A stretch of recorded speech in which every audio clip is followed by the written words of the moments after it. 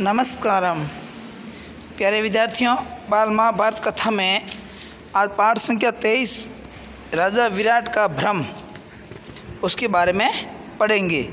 राजा विराट को एक भ्रम हो गया था कि मेरे पुत्र ने कौरव सेना को हराया है, तो उस भ्रम को तोड़ते कैसे हैं अपना पुत्र और बृहन्नला कंग उनका परिचय है वो किस प्रकार होता है वो अपन पढ़ेंगे। ये राजा विराट है, ये उनके पुत्र है उत्तर। पुत्र का नाम क्या था? उत्तर। त्रिगर्त नरेश सुशर्मा पर विजय प्राप्त करके लौट राजा विराट को जब ये ज्ञात हुआ कि राजकुमार उत्तर दुर्योधन व कौरव सेना के साथ युद्ध करने गया तो वह चिंतित हो उठा, किंतु कंग रूपी युधिष्ठिर ने उन्हें कहकर धीरज बंधाया कि राजकुमार उत्तर के साथ सारथी बनकर बृहन्नला है। बृहन्नला कौन थी पता है आपको? अर्जुन ही था। अतः आप चिंता ना करें। तभी दूत ने आकर सभी को राजकुमार उत्तर की विजय का समाचार दिया। राजा समाचार को सुनकर फूले नहीं समारे अत्यधिक प्रसन्न होना और अपने पुत्र के शौर्य का वर्णन करने लगे हुए थे। तो वहीं कंक बार बार बृहन्नला ने अर्जुन की प्रशंसा कर रहे थे। ये कह रहे बार बार, अर्जुन पीछे कंक खड़े हैं जो युधिष्ठिर है। तो राजा को पसंद नहीं आया, उन्होंने उनके मुंह पर पासे मार दी, तो उनके मुंह से खून बह रहा है। तो ये द्रौपदी उनके खून को साफ करवा रही है। राजा विराट को कंक का बार बार बृहन्नला की प्रशंसा करना रास नहीं आया और उन्होंने क्रोध में आकर चौपड़ के पास युधिष्ठिर के मुंह पर मार दिए, जिससे युधिष्ठिर के मुंह से खून निकल आया। तभी द्वारपाल ने आकर राजकुमार उत्तर और बृहन्नला के आने का समाचार दिया। तो युधिष्ठिर ने द्वारपाल से इशारे से केवल राजकुमार उत्तर को अंदर भेजने का संकेत दिया, क्योंकि उन्हें भय था कहीं उनकी शॉट देकर अर्जुन गुस्से में कोई गड़बड़ी ना कर दे। यानी युधिष्ठिर को भय था कि मेरे मुंह पर खून देखकर अर्जुन गुस्सा हो जाएगा और वो एक ही बाण से इस राजा विराट के नगर को नष्ट कर सकता है, इसलिए उन्होंने उसको अंदर आने से बाहर रोकवा दिया। ये जब उसको खबर दी, उसका फोटो, ये दोनों चौपड़ खेल रहे हैं खुशी में, कंक और युधिष्ठिर। राजकुमार उत्तर ने जब अंदर आकर पहले पिता को प्रणाम किया और जब वो प्रणाम करने के लिए युधिष्ठिर की ओर मुड़ा तो उनके मुंह से बहते खून को देखकर चकित रह गया, क्योंकि वह जानता था कि कंक वास्तविक में युधिष्ठिर ही है।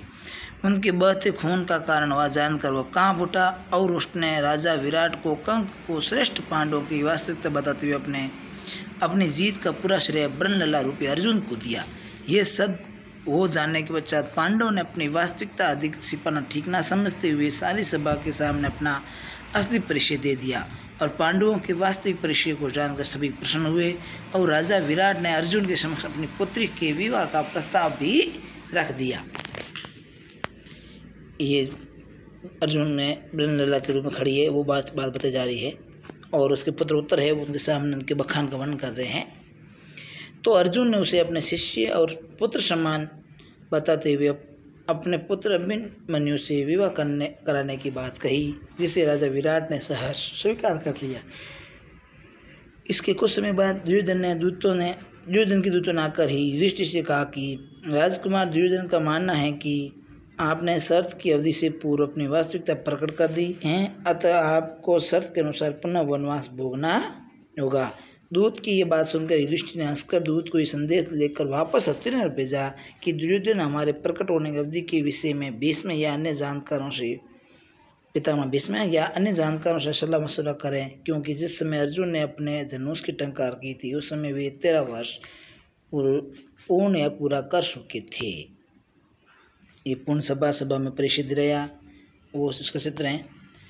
ये युधिष्ठिर हैं, राजा युधिष्ठिर, सबसे धर्मादि और आज्ञाकारी तथा न्यायवर्ती राजा।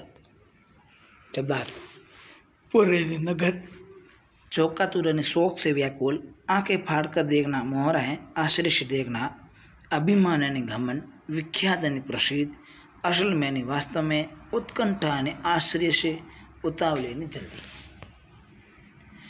प्रश्न है, राजा विराट ने युद्ध में किसे पराजित किया था? तो राजा विराट ने त्रिगर्त के राजा सुशर्मा को युद्ध में पराजित किया था। महलों में पहुंचकर राजा किस समाचार से चौंक गए पड़े। तो महलों में पहुंचकर राजा विराट को ज्यों ही पता चला कि राजकुमार उत्तर कौरवों से युद्ध करने गए हैं तो वह चौंक पड़े। तीसरा प्रश्न है, राजा विराट ने दूतों को इनाम क्यों बांटे। तो राजा विराट ने जब सुना कि अकेले राजकुमार ने कौरव सेना को हरा दिया है तो उन्होंने दूतों को खूब इनाम बांटे। चौथा प्रश्न है, अर्जुन ने उत्तरा से विवाह करने का प्रस्ताव क्यों ठुकरा दिया। तो अर्जुन ने उत्तरा को नृत्य सिखाया था। शिष्या को पुत्री की तरह मानने के कारण उससे विवाह प्रस्ताव ठुकरा दिया। 5वां प्रश्न है,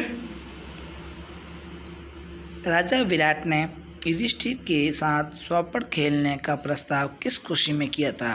तो उत्तर है, अकेले राजकुमार उत्तर ने कौरव सेना को पराजित कर दिया। इस समाचार की खुशी में राजा ने युधिष्ठिर के साथ चौपड़ खेलने का प्रस्ताव किया। इस तरह राजा विराट का जो भ्रम था वो है पांडवों ने दूर कर दिया। धन्यवाद विद्यार्थियों।